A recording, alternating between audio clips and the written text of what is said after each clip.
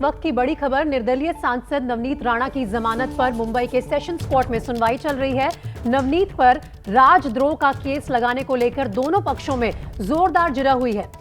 नवनीत राणा की जमानत याचिका का विरोध करने के लिए पुलिस ने अपने जवाब में रवि राणा और नवनीत राणा के एबीपी न्यूज और एबीपी माझा को दिए गए इंटरव्यू का जिक्र भी किया है। आज जब मुंबई सेशंस कोर्ट में इस बात पर दोनों ही पक्षों ने अपने आर्गुमेंट सामने रखे तो उसके दौरान मुंबई पुलिस ने अपने जवाब में एबीपी न्यूज और एबीपी माझा को दिए गए राणा दंपत्ति के इंटरव्यू का जिक्र भी किया। मेरे सहयोगी अजय दुबे हमारे साथ अब लाइव जुड़ रहे हैं, सीधा उन्हीं का रुख कर लेते हैं। अजय, पहले तो ये बताइए कि आज कोर्ट में सुनवाई के दौरान दोनों पक्षों से क्या आर्गुमेंट सामने आए हैं?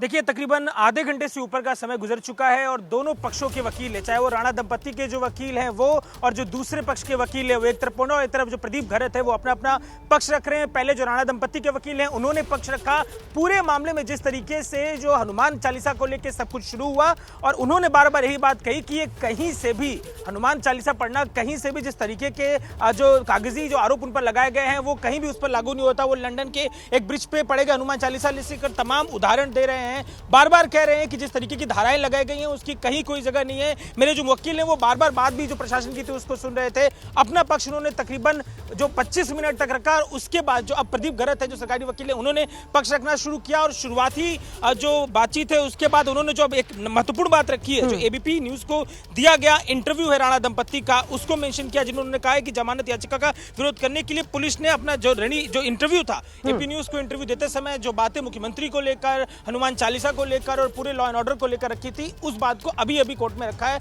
और सुनवाई का सिलसिला जो है लगातार जारी है। यानी कि जो हमारे कैमरा पर लाइव धमकी के टोन में राणा दंपत्ति ने शब्दों का इस्तेमाल किया था, कहीं ना कहीं अब मुंबई पुलिस उसे उनके खिलाफ सबूत के तौर पर इस्तेमाल करना चाहती है। लेकिन खास तौर पर ये जो राजद्रोह की जो धाराएं लगी हैं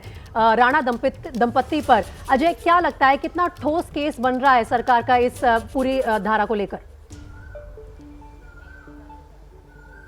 देखिए, इस पूरे मामले में जिस तरीके से मुंबई पुलिस ने अपने एविडेंस इकट्ठा किए, कोर्ट के सामने रखे, जो उनके वकील है इसके बारे में पक्ष रख रहे हैं, तो महत्वपूर्ण बात यह है कि जो वकील है राणा दंपत्ति के वो बार बार कह रहे हैं कि मुद्दा हनुमान जो चालीसा है उसे पढ़ने को लेकर था, कोई भी पढ़ सकता है, पर सरकार ने इस ईगो पे लिया, किस तरीके से बात को बड़ा किया। जो भीड़ लगी थी वहां पे, जो भीड़ थी, जो पूरा जो लॉ एंड ऑर्डर की बात हो रही है वो भी शिव सैनिक थे, सरकार के पार्टी से जुड़े हुए लोगों के थे, लेकिन जो लीगल पक्ष, जो कानूनी जो कोर्ट की तरफ जो पक्ष रख रहे हैं, जो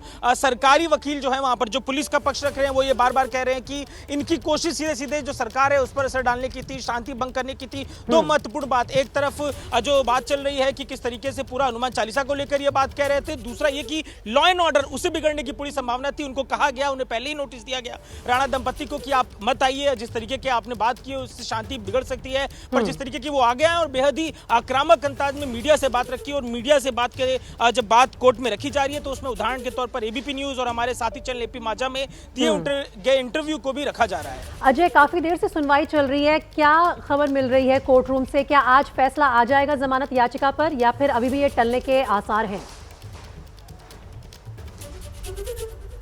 देखिए, जो सुनवाई का सिलसिला है लंबा समय अभी गुजर चुका है, तकरीबन दिख रहा है कि 35 से 40 मिनट का सिलसिला अब तक गुजर चुका है। लगातार जो दोनों पक्ष हैं अपनी बात रख रहे हैं, जो जज हैं वो सुन रहे हैं। पहले जो राणा दंपत्ति हैं उनके वकील ने रखा और अभी जो पुलिस के वकील हैं वो प्रदीप घरत अपनी बात रख रहे हैं। तो इंतजार है इस पूरी प्रक्रिया में जो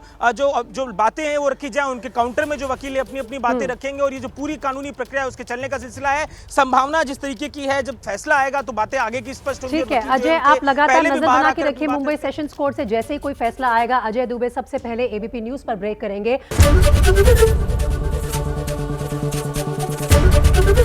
एबीपी न्यूज आपको रखे आगे।